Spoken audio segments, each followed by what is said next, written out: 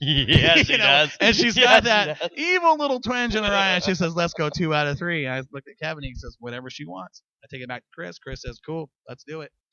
We went out, and the first grudge match, Talon started on the inside. Kevin started outside of her. Coming to turn 4, got the green flag. Talon got the jump, goes to the point, leads every lap. Wow, crowd is. I'm announcing this from the flag stand, okay? Right. I'm getting pumped. Crowd is losing their mind. 15-year-old Talon Roberts just beat Kevin. Now, do you think her dad gave that to her? I'll tell you something right now. Kevin Roberts doesn't give anything to anybody on the racetrack. I was Certainly just not gonna- to his I daughter. was just gonna say. He drove that car. Because I'll tell you right now, I've watched Kevin race for years. I have never watched Kevin Roberts drive a race car into turn 3 harder than he did that day. Okay? And he couldn't make it stick to get by her in the first grudge match. I don't know what happened. Kevin pulls off the racetrack after the first grudge, goes to the hot pit, and we're waiting, kind of what's going on with Kevin. Did something break? We're kind of confused. And turn 3, Dukes of Hazzard style. Here comes the 88, airborne. I mean, when you enter a racetrack like that, I mean, the fans were pumped about that. I mean, all 4 tires off the ground, RPMs are up. He's coming in like Bo Duke, with a load of moonshine. I mean, it was Get cool. her done. Right? Lands the car, throws her sideways through turns 3 and 4, catches up, takes his starting line. Now he's going to start on the inside of Talon for the second grudge. Okay. Again, 4 laps. Out of turn 4, green flag comes out. Talon gets a jump. Talon gets a jump and led it to the checkered flag. I mean, this girl. What? No, listen. This girl knew the old man was behind her, and she drove. I mean, she's had a tough year. Okay, she's had one of those deals where if it wasn't for bad luck, it Didn't have any luck at all. It's been one of those Absolutely. deals. It hasn't been talent, lack of talent. Right. It's been just plain bad luck. Not today. She took Was on the old ball. and Kevin drove. I mean, he drove harder in the second one than he did the first, and I thought a couple times he might turn it around, but I don't know how a guy can drive the car, a street stock on slicks like that. Now the track was hooked up, but how a guy can drive it in as hard as he was, getting that thing in the way he was, and not turn it around. Phenomenal job of driving, but Talon is she's just smooth. She's very finesse. Very she's very smooth, good at and that's she what won does. her this race. I mean, she kept the RPMs up, she kept the car pointed just enough. So is there bragging rights now? Bragging rights? Oh man, I mean, she was pumped, but in all that, there was a little damage to her motor. She didn't get a start in the field, and Kevin had a good run. Kevin came from mid-pack or so to finish third in the feature, but to me, and I think to a lot of the fans there at that night at Willamette last Saturday night, that was probably the highlight of the night and one of the neatest things I've seen in a long time at any race I've been to, a father-daughter grudge match, and the girl pulls it off. I mean, great racing, great crowd, unique with the semi trucks, and then the street stocks. I think as a race fan, dollar for dollar, arguably some of the best entertainment you can find, whether you're at Willamette, Sunset, Cottage Grove, Bakersfield, Santa Maria. The street stocks are just, it's grassroots. And that's what it is too. It's just grassroots. I mean, these guys take these 78 Camaros and Novas and Cougars, right, and make them in these race cars and just have a blast. Have not really a no care attitude, but they go out there and they race hard and they race clean. But I mean, it's just fun to watch because they're all equal. You're not dealing with somebody that has better equipment than you or this and that. I mean, somebody might have a little bit better motor and stuff, but I mean, it's still really, really good racing. I'm a huge fan of the street stocks. I really am. A couple years ago, growing up, you're the fast cars, the late models, watching the street stocks and watching it's the talent. Yep. It's the talent we're seeing in the street stocks. I mean, it's great. Arguably just as good as, the racing is just as good, if not better, than the late models. Well, we even have, we have some really good guys up there. Joey Tardio, he drives a 04 camouflage car. That guy. There's a guy that'll hang it out. Man. Joey will hang it out. Travis Cook, Arnie Case, Benny Sauter. I mean, you have a lot of these guys that are, top drivers that each week it could be any one of these top guys. That's what I even appreciate. The top 10 of these guys are very, very fast, and like I tell the race fans up there, it could take just one lap, before fourth is in the lead. Exactly, and that's why I really really like the street stocks, is because the cars for the most part are a lot more equal, front to back, top to bottom, than say, the late model division where you've got one guy that is just can afford to do something with the shocks, the other guy can't. They're just built on a more level playing field, and you got to be a driver. Right. And exactly. It's just great, and nothing against the late models. I mean, the late models, you're not going to find anything that's more fun to watch as far as high speed and big fast race cars making noise. I mean, those are cool. But I mean, as a race fan, dollar for dollar, your best value. Street stocks are right there in the hunt now. At Willamette Speedway as well. We got a message. What is it? A message from well, Mr. Miller. He says checkers records for Mr. Tardio. Yeah, and then we got Joel from Drager Performance, Matthew Drager's widescreen. My buddy Widescreen. He's on. He's saying hi. He's a regular listener. And this is the deal too. Guys. I mean, we have a new tonight. We have a new Moxie number 360-910-6008. If you guys are, a race fan, a racer, you guys want to talk about racing, you want to talk about Willamette, you want to talk about, this weekend up at Sunset, what'd you like, what you didn't like, if you like me up there. Before I say this is the new thing going around. Before, I think it's already probably cut down to you, the meow thing. Do you hear about that? I haven't. Okay, so basically, I was sitting there, I was talking to Justin, we commentary back and forth the flagger, and I sat there and I said, either I could go vroom vroom or go meow meow, and the whole crowd, it's literally got back, and it's like, what's up, meow meow? It's like, are you kidding? You hurt yourself. Didn't realize that it would be that something. So the guys over, we had, we camped out for both nights, and we had a bunch of, spectators and fans and all that stuff that camped with us, and they were over there in turn one in the VIP section the first night, and then happened to be, because I try to get with everybody,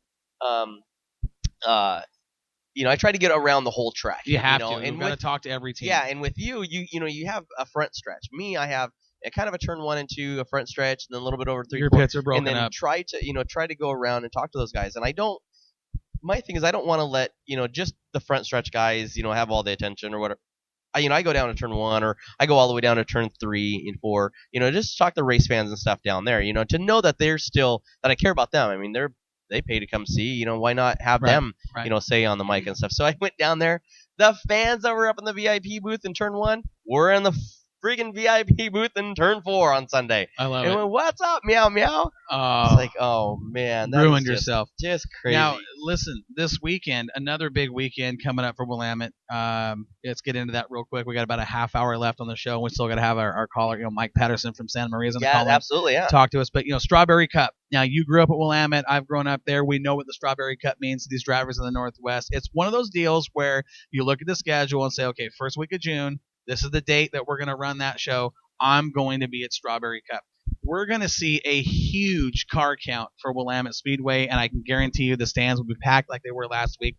This is a big race every year for Willamette Speedway, and I don't know if you guys have seen the write-up, from that I put up on Willamette Speedway, but you look at some of the winners of this show, going back to the legends. You went a ways back when you started doing that.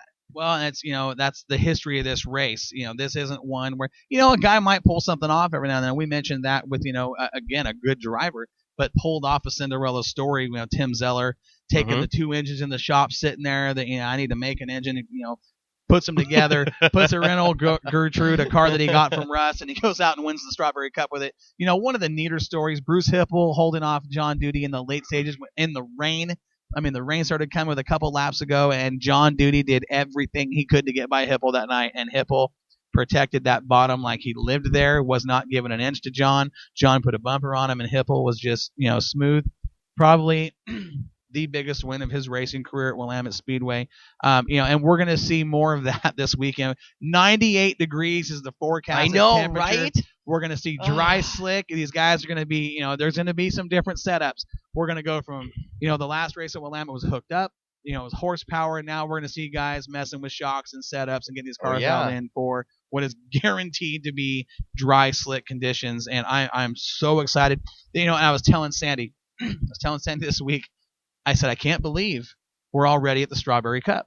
I said, as a kid growing up at the racetrack, it seemed like it took all summer to get to the Strawberry Cup. Now we're 5, 6 races in, and we're going to the Strawberry Cup. It's just, I think as we get older, time goes faster. I mean, you're 39, but what do you feel like, 62 now already? I mean, geez. No, it's crazy. Something. But I'm excited about the Strawberry Cup. I wish you were, coming, like we did when we were kids. And that'd be a lot of fun to go see that. Well, I think we're gonna, just because I'm excited about the car count. I know it's just one of those races that draws a lot of cars, and draws a lot of fans. I mean, regardless if it's 98 or 60 with a chance of rain, it's just one of those deals that draws the big crowd and the big cars. So I'm wondering, have you heard any more from the California guys wanting to come up to do a little bit of test and tune before the big race? Now, I haven't heard of anybody wanting to come up to test and tune, and I think if we did see anybody, it would probably be Clay Daly. But Clay's not gonna.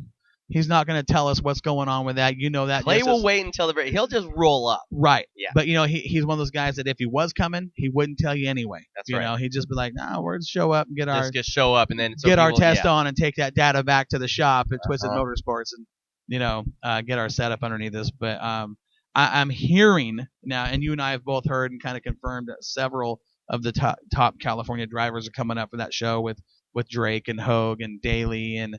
We've even heard that Lightning, Larry Childress, and the Sandman, Rob Sanders, is coming. It's a good top 10, those guys that are coming up from down there. I mean, they're well, and I've even heard, and I can't confirm this, but I have heard there's a real strong possibility that R.C. Whitwell from Arizona is looking to come up, and I think Clay mentioned that. Clay Daly mentioned that when he called in. So I'm expecting. I mean, that's going to be a big deal. $5,000 to win for the Claire Cup. That's a pretty good chunk. Yeah, well, that pays more than the Budweiser Nationals. I mean, well. Given that $2,000, $3,000, I mean it pays the same, but it's one race, right? Absolutely, for $5,000. So it'll be an interesting deal to see who does and who doesn't show up. Well, I believe I mean if who is who from California or Arizona, right? Even Nevada. I mean, some of these guys and stuff we've heard rumors of a couple drivers coming out, and I'm not even going to touch that because I'm not anywhere close to confirming that. But we'll talk to Mike Patterson here in just a few moments with Moxie Media. He'll call in, and he's talked to those guys down there quite a bit. And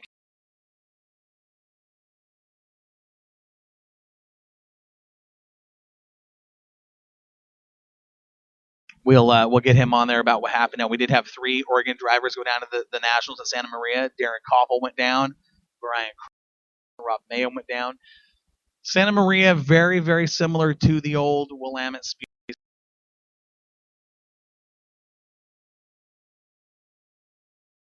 Before the upgrade came with the SRAMs, and I mean, it's a neat racetrack. And those guys, I think first night they were 7th, 8th, and 9th, if I'm correct. They were right there running with the best. And Santa Maria, this is the thing, is one of the weirder racetracks you'll see, especially what we see up here when a track goes ruddy.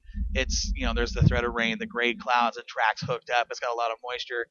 Santa Maria is just the opposite. That track, it'll be 100 degrees out. It's hot and it'll rut up. I mean, you'll see those cars bouncing on a track that's dry slick and has the ruts. It's service.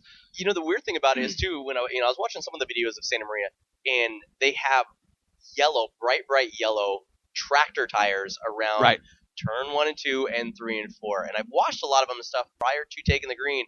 They're running up in the middle to the top group prior to taking the green, and once they do, then they start running down the bottom. Right. But I'll tell you what, if me as a driver having a Uke tire that big, that's bigger than my car, I'm telling you that is something that is very, very to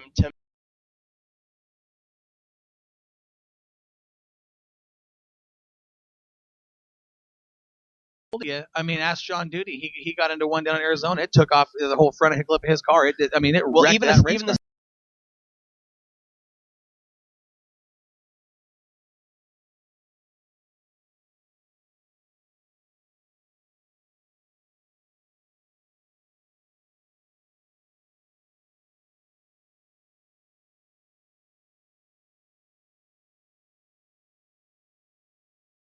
Awesome, Mike. It's good to talk with you. Now, just spent some time at Santa Maria with the Nationals. Had some of the Oregon guys come down and represent the Northwest.